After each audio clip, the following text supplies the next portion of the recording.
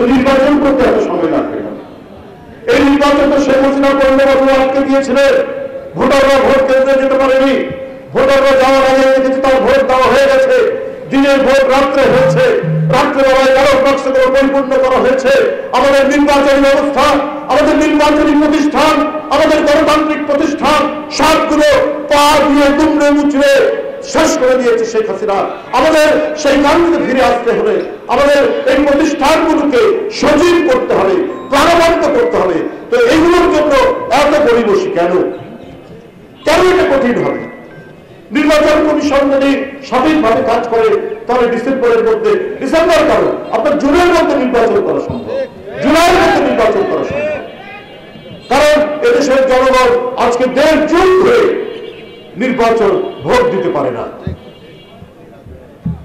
আর এইটা নিয়ে গরিবসী করা হলে জনগণের মধ্যে সন্দেহ জানবে এই অন্তর্বর্তীকালীন সরকারের কাছে প্রতি যে কেন এই গরিবসী করা হচ্ছে। পুলিশ যাতে কোনো দলের পক্ষপাতিত্ব করতে না পারে, আইন শৃঙ্খলা বাহিনী যাতে সরকারের বাহিনী হয়ে জনগণের উপর অত্যাচার না করতে পারে, সেই সংস্কারগুলো করতে কতক্ষণ সময় লাগে? সেই আইনগুলো করুন। আর এই আইনগুলো আইনীকরণ করতে হলে তো নির্বাচিত সরকার দরকার। নির্বাচিত সরকার না হলে আপনার কি করে এটা সম্ভব? এটা তো সম্ভব নয়।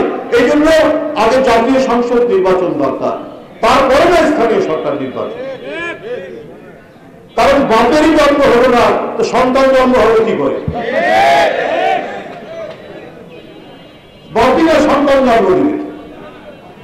আগে জনগণের সরকার, জনগণের ক্ষমতা জনগণের কাছে ফিরিয়ে দিতে হলে জাতীয় সংসদ নির্বাচন আগে দিতে হবে। এবং তা আমরা বারবার বলেছি যৌক্তিক সময় এটা যেন প্রলম্বিত না হয়, এর মধ্যেই করতে হবে। আর সংস্কার তো চলমান ধারা, সেই চলমান ধারা সেটা অব্যাহত থাকবে। জনগণের পক্ষে, জনগণের কল্যাণে, গণতন্ত্রের জন্য যা কিছু করা দরকার সেইটা করতে হবে, যাতে করে আবার কোনোদিন কোনো ফ্যাসিবাদ মাথা চাড়া দিতে না পারে।